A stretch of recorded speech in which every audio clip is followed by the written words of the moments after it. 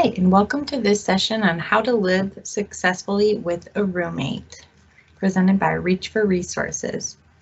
Reach is a nonprofit located in Minnetonka, Minnesota, providing services to individuals in Hennepin County and Eastern Carver County. We provide services in mental health, case management, community living, employment, housing, and recreation and inclusion. First, let's start off by talking about what does good communication look like to you. When it comes to living with a roommate, the most essential problem-solving tool you have is communication. It's important to talk about habits, preferences, and how to share household responsibilities before you move in together. This can prevent conflict down the road. Today we'll discuss ways to prepare for living with a roommate and practice communication strategies. If you're already living with a roommate, it's not too late to have these discussions. It just might have to be done in a slightly different way. Good communication can help us feel like we're being heard. It can help prevent conflicts and solve issues when they do come up. When it comes to living with a roommate, some examples of good communication are telling your roommate and yourself some expectations for your living space, making a chore chart, sharing expenses for household supplies, setting quiet hours, talking when you're upset, apologizing when you mess up. We'll go over some of those in detail. The key is, if you have a problem, talk about it openly and respectfully. Even if you live alone, you can use these tips to maintain responsibilities at home as well. One tool you may want to use to prevent miscommunication is the roommate profile worksheet. This could help roommates share their preferences and expectations for living in a shared space. This is just one example of a roommate profile, and you can find a bunch of them online. So if you're in the market for a roommate, it might be a good idea to be filling these out so that you can share your opinions and lifestyle choices and talk with your roommate about any differences that you might see or any problems that you might see. So this part of this roommate profile talks about smoking and drinking, so you can be on the same page about that. How clean the person likes to be, because everyone kind of varies in that area. How noisy they are, or how they, what kind of noise they can tolerate. If they're a morning person or a night owl, and their plans for cooking as well. This is the same roommate profile continued, and again, there are lots of templates online that you can look through. This asks about quiet time, if you'd like to have quiet hours, and what your visitor policy should be, and thinking about sharing personal belongings or certain personal belongings and clarifying that ahead of time.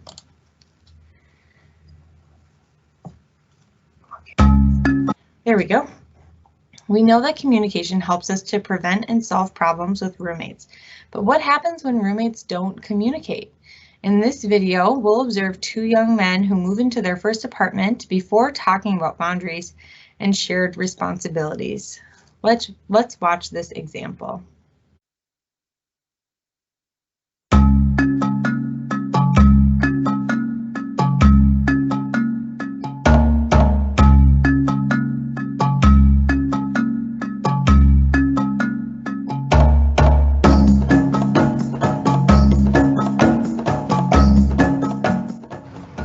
Cracky! Look what we got ourselves here. Juvenile Miles and the rites of passage. Let's watch as they participate in this ritual. So what you gonna do now that you graduated? I don't really know. My parents began my nerves, so I've been thinking about moving on my own. Dude! We should move in together! Yeah! Yeah! Here we are, 2 months later. Let's see where our juvenile Miles are at with their territorial boundaries. What do you mean you need more money? I already paid for this month's rent. Yeah, but I paid first and last month's rent. plus damage deposit. You still owe me for that. Are you serious? Jeez, my eye job don't pay all that well. There's also your share of household supplies. Well, I don't have any money saved up.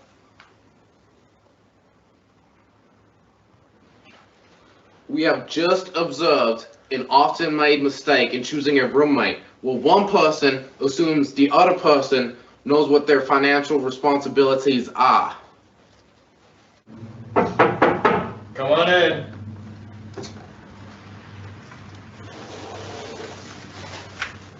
Amazing! What we are observing now is a surprise ritual housewarming. Oh my god, and they brought pizza! I've been running for a week.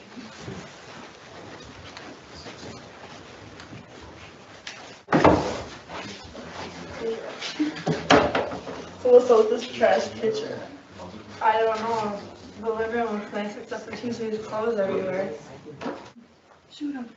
Get him. Dude, where's the bathroom? The bathroom. only have 3 lives left. Just down that hallway. Don't blow me up, dude. Dude, you awesome. There's no idea. And that's because you're cheating.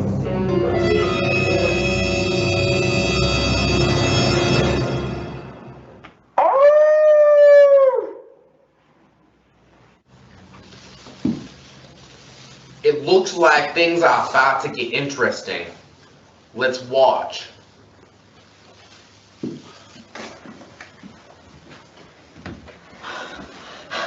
Oh my gosh, you guys do not want to use the bathroom. Tim is such a slob. Tell me about it. Guess who Trevor wants to do the dishes?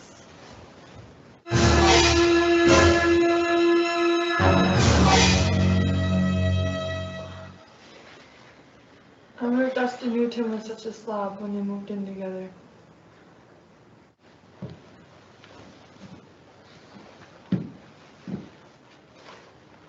One of the hazards of communal living is the contrast between hygiene practices among roommates.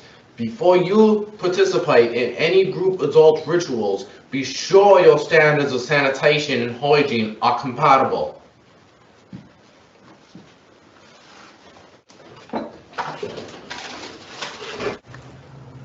Tim, you really gonna let the girls do your chores? Well, it's alright with it. Come on, dude, show some respect. Really? Yeah, be a man. Yeah, they're your guests after all. Alright.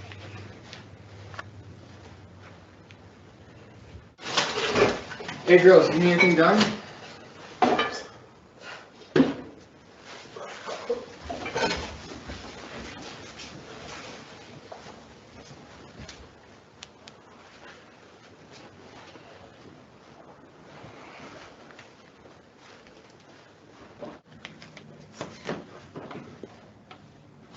Hey, you guys want something to drink? Dustin just bought some soda. Hey, that's for my lunch next week. Cracky! We got a live one here. We've got the classic case of territorial dispute. It's always a good idea to discuss boundary issues before tension escalates and the communal unit dissolves in frustration.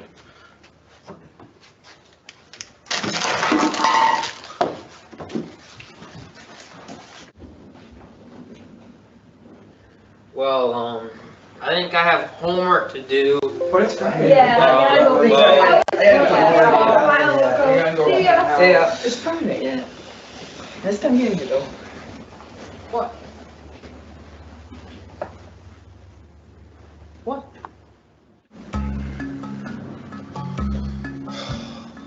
Alrighty then. That didn't go well for our juvenile Miles, now did it? As they have demonstrated, there is a lot more to successful independence than they thought.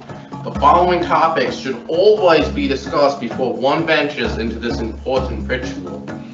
Communication, steady employment, agreement on quiet hours, boundary issues, food sharing, paying bills, rent, laundry, household supplies, yard maintenance, garbage, Minor repairs. Control of the remote. Property.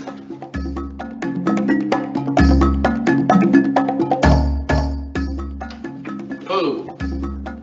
Work. Paying bills. Study. Don't forget to study.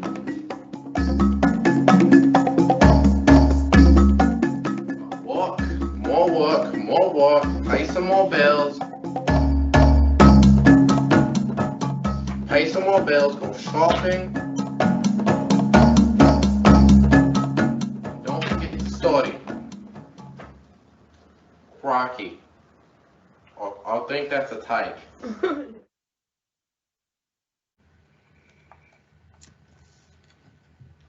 Okay, so in that video, Tim and Dustin appeared to have different ideas about sharing responsibilities at home. We'll talk here about some of the issues that came up during the video and what they could potentially do to help solve their miscommunication. One of the problems that came up was paying bills, household bills like rent, utilities, cable, internet, sharing pizza, groceries, cleaning supplies. A solution could be to discuss how much each roommate owes ahead of time, setting due dates, and splitting shared costs evenly. You also have to decide whose responsibility it is to actually pay the bill, and how you'll be splitting up the fees. Next is purchasing household supplies. Decide who will purchase which household items ahead of time or take turns, such as toilet paper or cleaning supplies like dish soap and things that you both use all the time. Doing chores. They had a lot of dirty dishes and a really dirty bathroom. So in order to avoid that, you could create a chore chart and communicate about which chores have been completed. We'll talk more about a chore chart later in this presentation. Respecting personal space and belongings.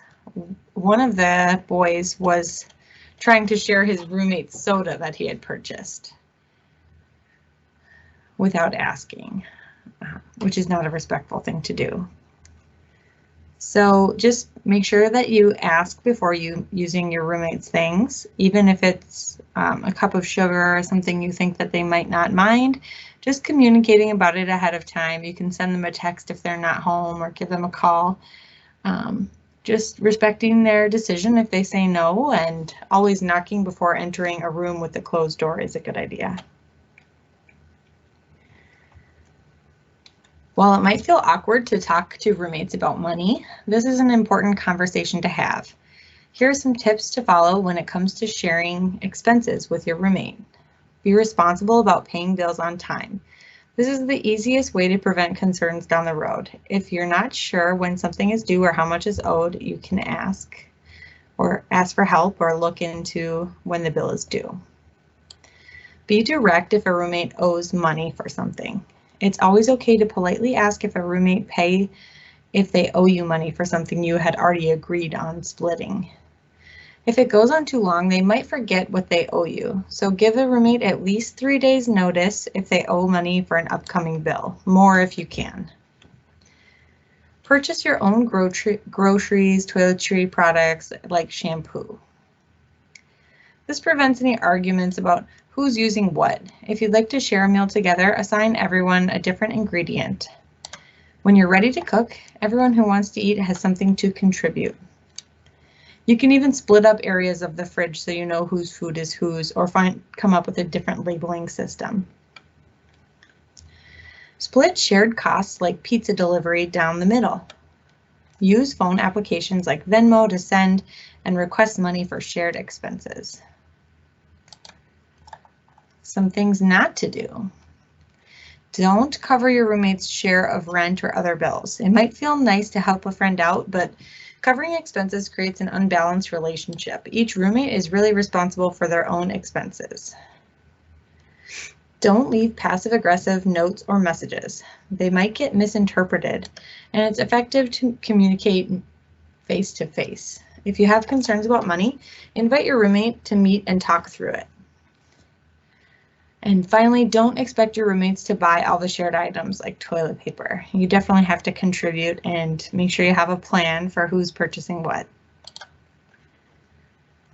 Some more on sharing household supplies. Sometimes roommates share household cleaning supplies like those shown here, hand soap, garbage bags, paper towels. It's a good idea to discuss with your roommate how you're going to share the cost and responsibility of purchasing supplies. There's no real right or wrong way to do this as long as you guys both agree. A chore chart is an easy way to keep up to date on housework while making sure that the work is split evenly. When moving in with a new roommate, you can decide on the following: what chores need to be completed, who will complete each chore, and when the chores should be completed. Some of the things that you could add to the chore chart are cleaning the common spaces like the kitchen, the living room, and the bathroom. Each roommate should probably be in charge of their own bedroom, but you could still put that on the chore chart. Each roommate should probably be in charge of their own dishes, but you can also put that on the chore chart. If you have a dishwasher, maybe you can take turns unloading it. Another good idea is to take turns doing the unpleasant chores like cleaning the bathroom.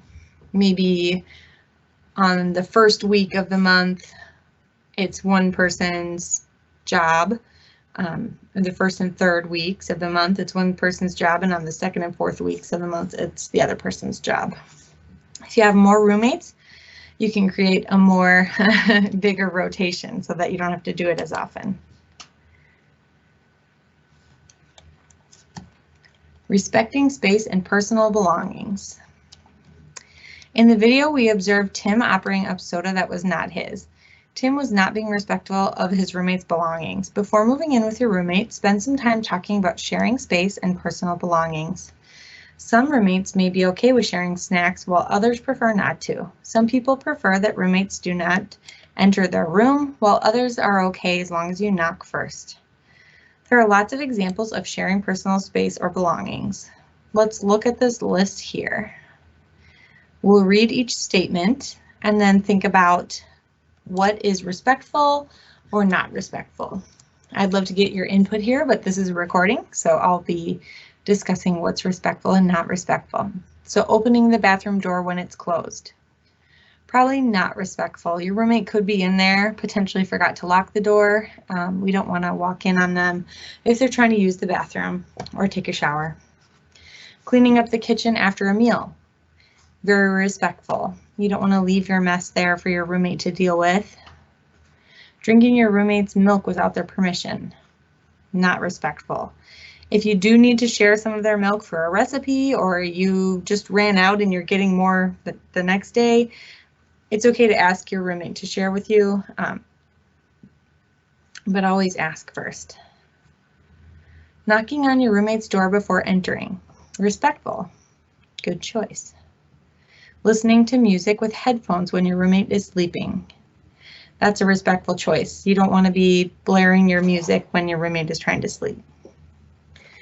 Borrowing your roommate's hairbrush. Also probably not a respectful thing to do. Kind of a personal item that you might want to have your own. If you do want to borrow it, be sure to ask. Leaving laundry on the bathroom floor.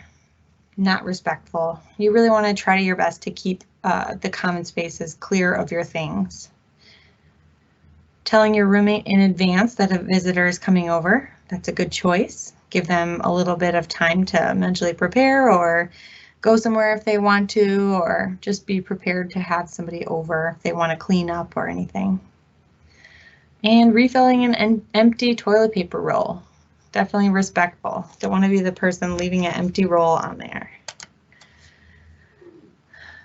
Finally, conflicts may arise even if you're doing all the good planning ahead of time, and that's okay. We're going to spend the remaining time talking about ways to handle problems when they do occur. So some of the ideas here are to show empathy and respect, waiting your turn, focusing on solutions, being truthful, being fair, don't blame, Focus on the problem, not on the person. Don't interrupt and forgive. Now think about a conflict that you've been involved in before, and how could 4 or 5 of the strategies have helped this conflict? So let's just talk through these a little bit. Ignoring. That could potentially help in a conflict if it's really not a big deal, but most of the time it's good to talk about what's bothering you. Sharing. You have things in your objects in your kitchen that the other person wanted to use that you forgot to ask them to use, or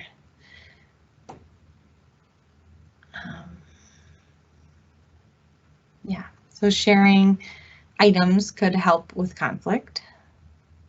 Making alternative suggestions. So if your roommate wants to do something you're not on board with, maybe you can come up with some kind of compromise. Suggest turn taking. Maybe your roommate is hugging the TV remote every night and you want to watch shows on certain nights. Maybe you can come up with a calendar about whose TV night it is. Suggest a different idea. So just being creative and thinking outside the box. Track the taking of turns. That's a good idea. So if you do come up with a TV night, maybe you can make a calendar so that you can keep track of whose turn it is. Same with the chore chart, whose turn it is to clean the bathroom as well.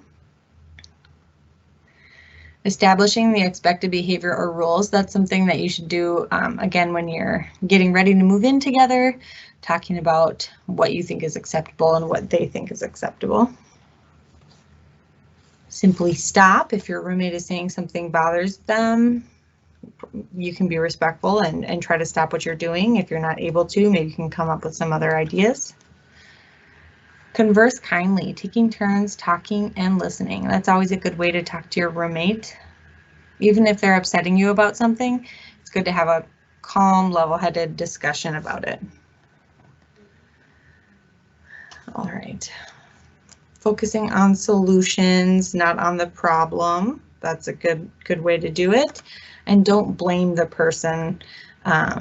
So saying something like, you always do this, or you never do that.